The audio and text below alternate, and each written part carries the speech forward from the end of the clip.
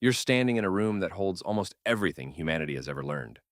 Scrolls stretch floor to ceiling in every direction, hundreds of thousands of them, containing math no one has rediscovered yet, medical knowledge that won't exist again for 1,000 years, maps of a world people think is still flat. Somewhere in this building is a scroll that proves the Earth's circumference, using nothing but a stick and a shadow. Somewhere else is the only known copy of a play that made an entire ancient audience weep. And most people think it was gone within a few hours. This is the Library of Alexandria, and you've probably heard the story before. A single fire, one catastrophic night, the greatest tragedy in the history of knowledge, wiped out in an instant. It's a great story. It's also mostly wrong.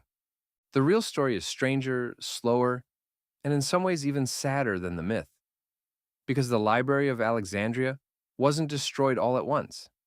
It was destroyed slowly in pieces, by different people, for different reasons, over roughly 600 years, and by the time it was truly gone, almost no one alive even noticed.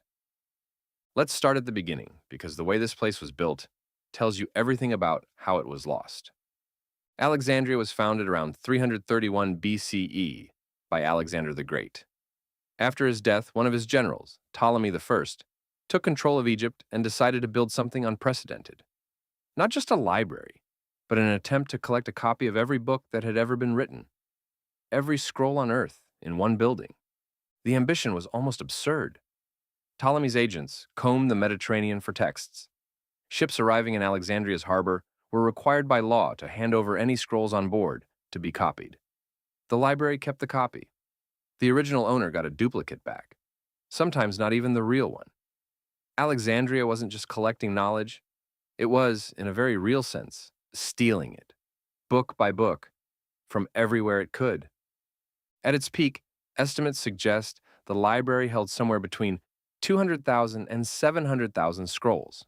Nobody knows the exact number, because nobody at the time thought to write it down for us, which is its own quiet irony. This is where you'd expect the story to jump straight to the famous fire. But here's the first thing most people get wrong. Julius Caesar did start a fire near the library in 48 BCE during a war in Alexandria's harbor. He set his own ships ablaze to stop them from being captured, and the fire spread to the docks. Some ancient writers claim it reached the library. Others say it only burned warehouses storing scrolls, not the library itself. Either way, whatever burned that day was a wound, not a death blow. The library kept functioning for centuries afterward. So if it wasn't Caesar, what actually destroyed it? The honest answer is neglect, politics, and time. After Caesar, Alexandria's rulers had less interest in funding an institution built purely for the pursuit of knowledge. Roman emperors who later controlled Egypt saw the library less as a treasure and more as an expensive relic. Funding dried up. Scholars left for other cities. Scrolls, which are made of papyrus, don't last forever. Papyrus degrades, gets eaten by insects, and without a constant effort to recopy texts before they crumbled, the collection began quietly shrinking on its own. Think about that for a second. One of the greatest disasters in the history of human knowledge wasn't a single dramatic event. It was a maintenance problem nobody prioritized. Nobody stood up one day and burned it all in fury. It just slowly stopped mattering enough to save. But there were more violent chapters too. In 391 CE, a Christian mob, acting under orders from the Roman Emperor Theodosius I to destroy pagan temples across the empire, attacked the Serapeum, a temple complex in Alexandria that likely held a secondary collection of the library's scrolls. It was destroyed as part of a religious purge, not an attack on knowledge itself, but knowledge was collateral damage all the same. By this point, though, the Great Library, as Ptolemy had envisioned it, had already faded considerably. What remained was scattered across smaller collections in the city, rather than one grand central building. The final chapter, and one still debated by historians today, involves the Muslim conquest of Alexandria in 641 CE. A popular legend claims the Arab general who took the city ordered every book burned, supposedly saying that if the books agreed with the Quran, they were unnecessary, and if they disagreed, they were dangerous. It's a chilling quote. It's also almost certainly fabricated. The story first appears in writing more than 500 years after the event, from a source with no evidence backing it.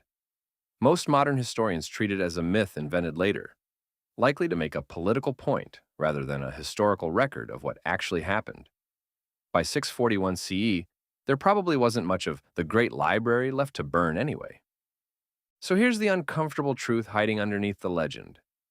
There was no single villain, no single fire, no single night where humanity lost its greatest archive in one tragic blaze. Instead, the Library of Alexandria died the way most things actually die, through centuries of underfunding, indifference, natural decay, and several unrelated moments of violence that each took their own bite out of what remained. And maybe that's the part of the story that should actually unsettle you. We like disaster stories with a single cause, because they have a villain, a moment, a lesson. Never let this happen again is satisfying when there's one clear culprit to blame. But the real destruction of Alexandria offers a much quieter warning.